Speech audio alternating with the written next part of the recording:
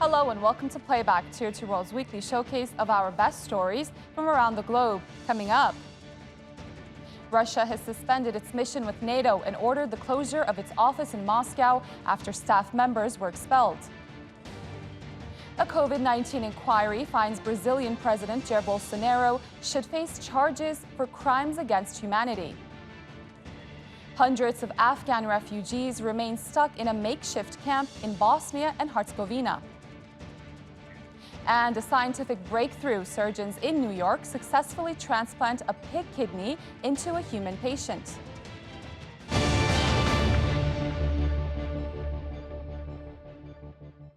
Russia has broken ties with NATO. It comes after 8 Russians were expelled from Brussels because they are suspected of being spies.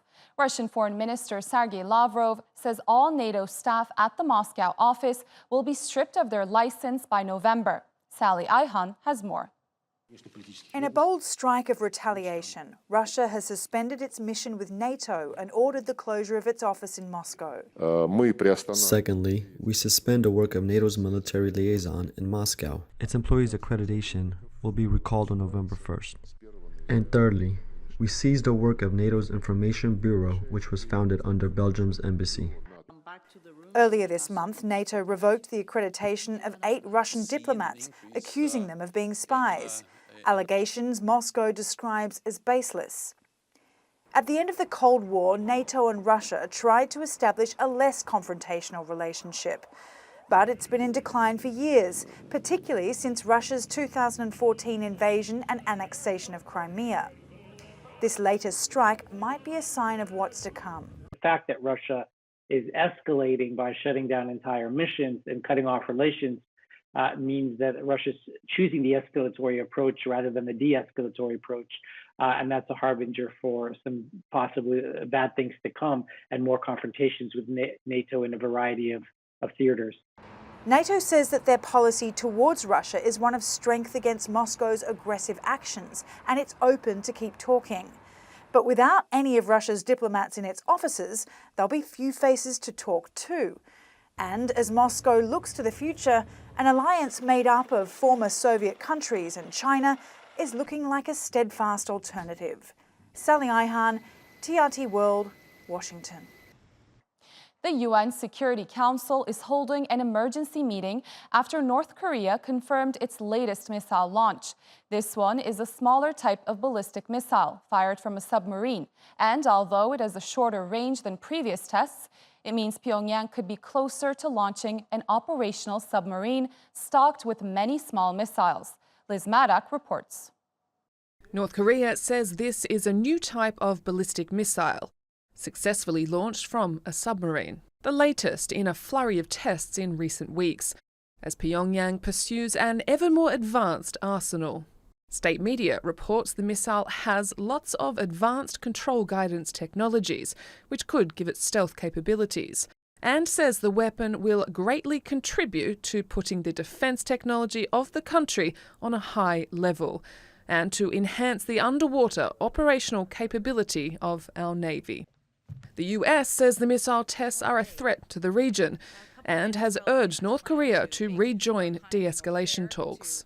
We call on the DPRK to refrain from further provocations and engage in sustained and substantive dialogue, and our commitment to the defense of the Republic of Korea and Japan remains ironclad. These launches also underscore the urgent need for dialogue and diplomacy. Our offer remains to meet anywhere, anytime, without preconditions. In a reflection of international concern, the UN Security Council will hold an emergency meeting at the request of the US and UK. North Korea's firing of the missiles is in breach of the UN Security Council resolutions, and I strongly condemn the action. I just held a National Security Council meeting where we collected information about the missiles and discussed our own measures. Meanwhile, South Korea's first domestically produced rocket is preparing for liftoff, a crucial step in its plans to launch surveillance satellites, which security officials say will be a constellation of unblinking eyes to monitor its northern neighbour. Liz Maddock, TRT World. Israeli authorities have demolished several graves in a Muslim cemetery in occupied East Jerusalem to make way for a park. Our correspondent Mustafa Fatih Yavuz talked to a concerned mother whose 3 sons are buried in the cemetery. Yusufia Cemetery is located next to the walls of the old city of occupied East Jerusalem and is one of the oldest Muslim graveyards in the city. But last week, workers from Israel's Jerusalem municipality used a digging machine in the vicinity of the cemetery to build a biblical park there. The news circulated on social media pretty fast, and people such as Ola Nababta, whose 3 sons are buried in the cemetery, was afraid her sons' graves had been exhumed. She lost her 3 sons, 30-year-old Ala, Ihab, who was 26, and Baha was 28. They died 1 year apart. Ala from a heart attack, her other 2 sons in unsolved killings. After Ola heard human bones had been found during the digging, so she rushed to the cemetery from Shafat refugee camp to check if her sons still rest in peace. The situation was very sad. When I arrived at Allah's grave, there were skulls. I saw it for the first time in my life. There were teeth and bones. There were also young people from Jerusalem there. I mean, Ya Allah, it was a sight that I will never forget for the rest of my life. It was really very sad to see the bones on the way to Allah's grave. Israeli forces dispersed a Palestinian sit-in protest near the cemetery, firing stun grenades that injured 2 people. It's not the first time Israeli authorities have tried to raze some parts of the cemetery. The municipality tried to demolish an historic staircase leading to the Old City and Aqsa Mosque, but Palestinian residents prevented it from happening. Palestinians believe the bones exhumed last week were from Muslims killed in the wars between 1948 and 1967. Palestinians reburied the bones according to Islamic traditions. There are about 40 tombs in this sloping cemetery. In 2014, Israeli forces came and razed this place to the ground and covered the land with concrete so that we wouldn't be able to open and rebuild these tombs again. This cemetery has suffered greatly from Israel's persecution and raids. Ola will continue to visit the graves of her 3 sons every week in Yusufia Cemetery, praying Israel will leave them to rest in peace. Mustafa Fatih, Theatre World, occupied East Jerusalem.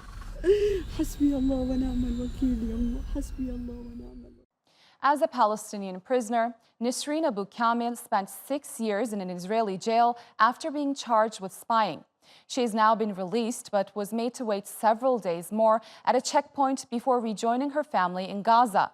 Nisreen is happy to be home but says her joy will not be complete until all Palestinian prisoners have been freed. Nizar Sadawi has the story from Gaza. After 6 years in an Israeli prison, Nisreen Abu Kamil just wanted to go home. Following her release, the 47-year-old Palestinian rushed to the Erez crossing, eager to see her husband and 7 children in Gaza. But Israeli authorities denied her entry. 2 days later, and with the help of local and international NGOs, she was finally issued a permit. She could hug her children for the first time since her arrest in 2015. For me, I was only released today, not on October 17th. They do not differ between men and women prisoners. This is an indescribably terrific feeling, but it is incomplete without the freedom of the rest of the women prisoners. The measures taken by Israel are that they put a fine and said that I have security issues, and they forced me to pay the fine yesterday. The procedures were difficult, but despite everything, we entered Gaza. I entered Gaza and I'm now among my children, my husband and my family.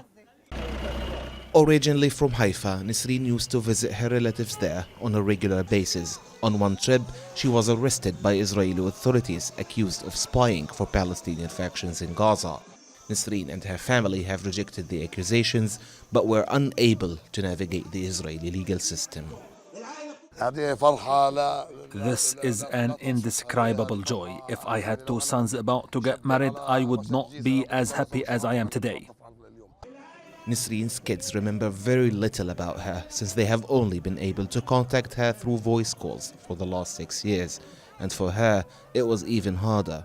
Nisreen's youngest was only months old when she was arrested. I've never seen Mommy. I'm so glad she's getting out of there. Since the occupation of the West Bank and Gaza in 1967, Israel has detained or arrested approximately 17,000 Palestinian women. Nisreen was finally freed, but according to rights groups, the Israelis are still holding 36 female Palestinians in Damon and Sharon prisons, 10 of whom are mothers. Conditions are harsh.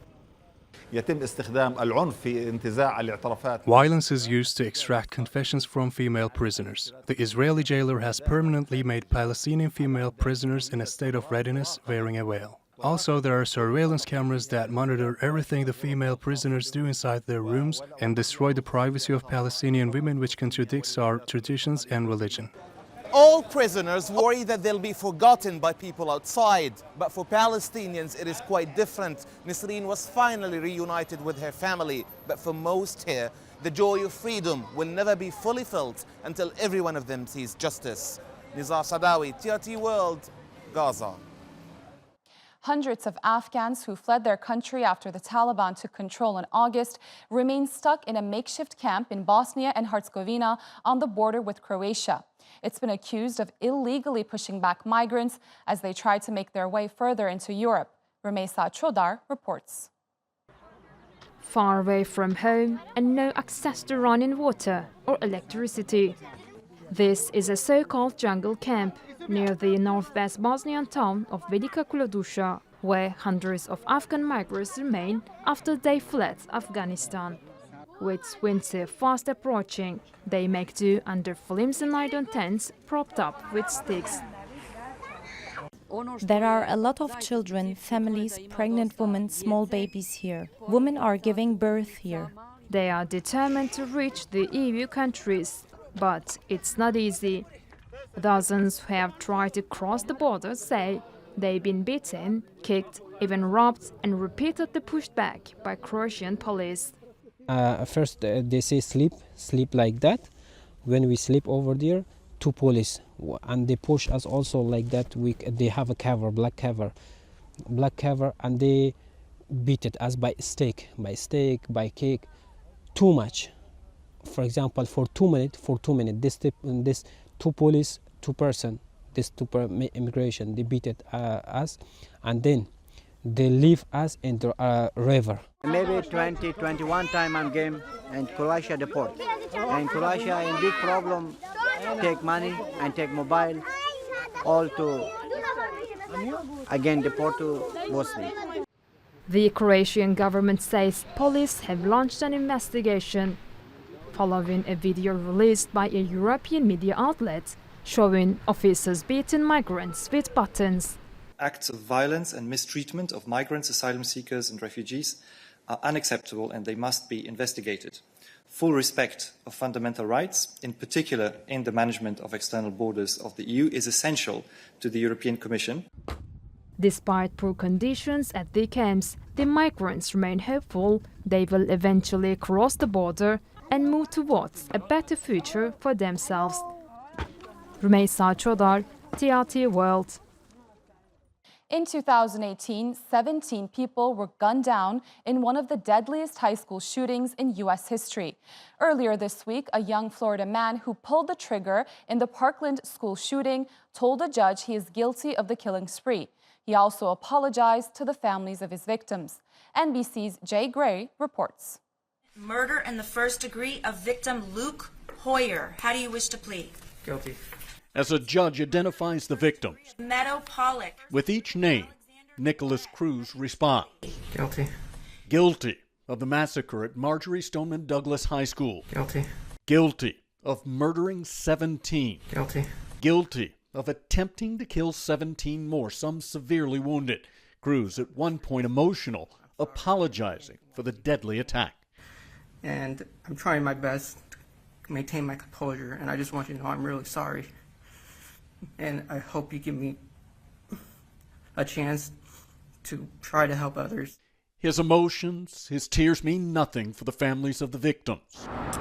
Knowing that they were just standing in the hall having a carefree day, and they get viciously murdered. Cruz's lawyers acknowledge he's admitting to taking more than a dozen lives in an effort to save his own. But prosecutors insist there's been no plea deal and have said repeatedly they will seek the death penalty. The judge will make the ultimate decision after testimony and a recommendation from the jury during a sentencing hearing set for early next year.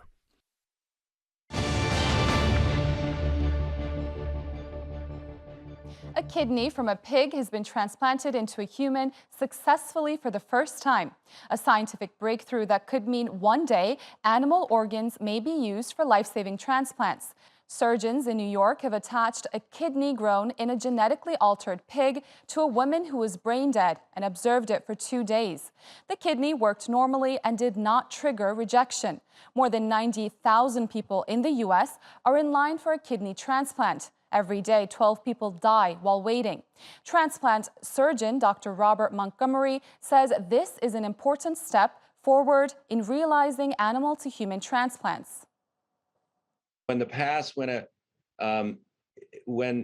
a pig organ has been, transplanted up the evolutionary scale, there's been this sort of immediate rejection of the organ within minutes to hours. And because of the revolution in genetic engineering of animals, we've got our first hope that we could get beyond that initial barrier. A report into Brazil's handling of the COVID-19 pandemic has recommended that President Jair Bolsonaro face charges for his intentional crimes over the government's management of the virus. It cites a string of government errors which led to the deaths of more than 600,000 people. Sarah Balter reports. The Senate inquiry into Brazilian President Jair Bolsonaro's handling of the pandemic continues this week. On Monday, family members of COVID victims testified before lawmakers about their grief. It hurts. It hurts a lot. I don't accept that anyone thinks this is normal. It's not normal. This pain is not whining, and it's not only mine. It is felt by everybody who has lost someone.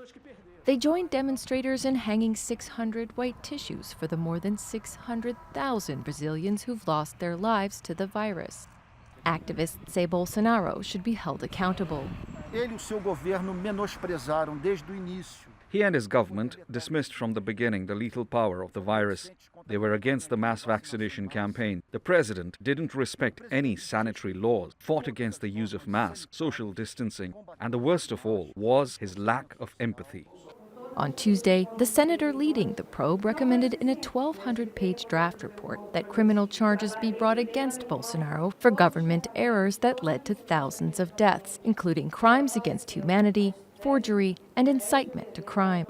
Recommended charges of homicide and genocide for the virus's impact on indigenous communities have since been retracted.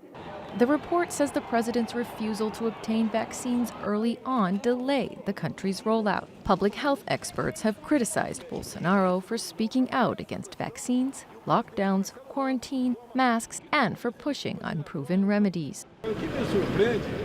What amazes me is how we see the world and some countries are investing in medicines to cure COVID, but here when you talk about curing COVID, you become a criminal. You can't talk about chloroquine or ivermectin. Voting on the report is set to take place next week. It could be vetoed or changed and would have to be backed by Brazil's prosecutor general, a Bolsonaro appointee, for the president to face charges. Bolsonaro and his supporters have dismissed the probe, calling it politically motivated. Sarah Balter, TRT World. Russian President Vladimir Putin has approved government plans to shut down workplaces for a week as the country's COVID-19 death toll continues to break daily records. 1,028 deaths were reported on Wednesday, the country's highest number since the pandemic began. The president has also issued a plea for people to get vaccinated after revelations 2/3 of the population is yet to get the jab. Sarah Morris reports. Russia's healthcare system is on the brink of being overwhelmed. COVID-19 cases have increased by 70% in the past month. Some hospitals are already out of space, so patients are being treated in corridors. Reluctant to jeopardise the economy with a full lockdown, the government has settled on an enforced national holiday, hoping it will be enough to slow the spread of infection. It is very important to bring down the epidemic spike. Given the circumstances, I support your proposal to declare national non-working days from October 30 to November the 7th. All employees will remain on full pay. The scale and speed of new cases is being driven by vaccine reluctance. Despite plenty of availability and cash inducements on offer, only 32% of the population is fully inoculated, and around half of Russians say they have no intention of getting the jab. I will say it again, the vaccine really reduces the risk of grievous complications from the illness and from death. There's a need for a vaccination ramp-up, definitely. I call on all our citizens to get vaccinated. On Tuesday, Moscow's mayor ordered all unvaccinated residents who are over the age of 60 to stay at home for 4 months. He's also pushing for public health measures like mask wearing and social distancing to be taken more seriously. As a vaccinated person who has just exited the metro, I can report about half of the carriage was sitting there without masks. That makes me really uncomfortable. Russia already has the highest COVID death toll of any European country, with more than 220,000 fatalities. Regions struggling most with this latest surge of infections will be able to extend the week-long workplace shutdown. But with winter looming, a 7-day circuit breaker may not be enough to relieve the already immense pressure hospitals are currently under. Sarah Morris, TRT World. Top officials from the interim government in Afghanistan, along with officials from the WHO and UNICEF, are calling for more international funds to help resuscitate the country's ailing healthcare system. In addition to that, there is the question of whether female staff will be allowed to continue working in the sector under the Taliban rule. Sena Saylan has more. The Taliban has long been known for its strict position on women's rights. But in this mountain village in Wardak, Afghan women work alongside men. The Tangi Sadin Clinic is the only facility in the area that offers surgery, and female staff are proud to be serving here. Yes, absolutely, I'm a role model. When I came here, there was no female teacher or nurse. I was searching for them in our village, but I could not find even a single educated woman. Then they saw me and were encouraged. There are 7 women among the clinic's 28 staff members, and they hold mixed views on the Taliban. Mastura says her female family members have been through hard times, and she doesn't see things improving for her daughter. Everyone has concerns about their rights, because the rights of all the women will be violated. It doesn't mean nothing is happening elsewhere, just because I have a job. We, as women, have to stand up for our rights. The country's health service is on the brink of collapse, with Western nations withdrawing much of the aid that has been propping it up. But the Taliban's acting Minister of Health seems optimistic about the future. The health sector is non-political and doesn't belong to any political wing. So, we would like to ensure donors that we will fulfill their mandates and goals. I am hopeful that the activities that didn't happen in the past 20 years will be done now. I see a brighter future for Afghanistan. The Taliban takeover has brought economic hardship for many, but also an end to airstrikes and night raids. Residents say they're not losing their young people anymore, but plenty of questions remain about their futures. Sena Saylan, TRT World. Now, more than 100 people have been killed in flash floods and landslides throughout India, in the worst flooding in more than a century. The army has been brought to help with the cleanup. Yasin Ekan reports. Days of heavy rain in India has destroyed crops, blocked roads, and killed dozens of people. We are going to every place and carrying out assessments. We are trying to provide necessities to those affected. Our government is helping flood-hit victims. The farmers have faced losses, so we're trying to assess that and provide compensation as soon as possible. In India, earlier this year, more than 200 people were killed in similar flash floods. But warnings of heavy rainfall from India's meteorological department this time ensured many activities were shut down before the weather turned. But for farmers, there was little they could do. Paddy crops of the villagers have been damaged around Dolmar, and the crops in the fields have been washed away. The roads are muddy. Heavy rain in October is highly unusual as the monsoon season is already over, but forecasters are warning of more downpours in the upcoming days. Yasin Akan, TRT World. Well, that rounds up your week of news here on Playback. Stay tuned to TRT World for the latest stories. Closing with some lighter news, we will leave you with clips of a couple arriving at their wedding in an unusual mode of transport. Akash and Aishwarya were determined not to miss their big day after floods hit the southern Indian state of Kerala. The pair, both healthcare workers, borrowed a large cooking pot from a local temple, saying it was the only option at such short notice. The wedding venue for their ceremony was also partially flooded, but the determined couple ultimately managed to tie the knot.